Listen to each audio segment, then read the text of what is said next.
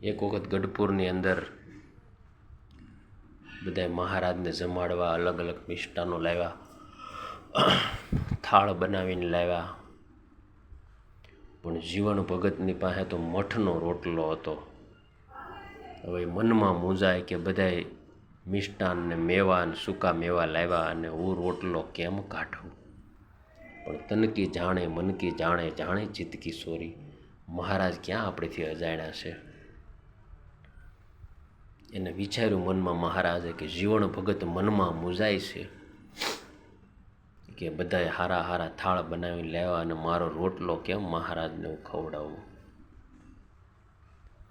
તો મહારાજે બધાના થાળ સામું જોઈ હાથ મૂકી અને જોરથી હાથ પાડ્યો, જીવણ ભગત તમે ઓલો મઠનો રોટલો અમારી હાટું થાળ માટે બનાવીને લાવ્યા એ આપો, અમને ભૂખ લાગી છે.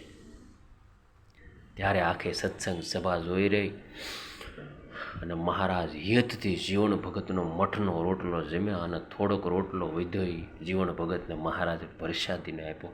મહારાજ આવા દયાળુ છે, મહારાજ ભાવના ભૂખ્યા છે. મહારાજ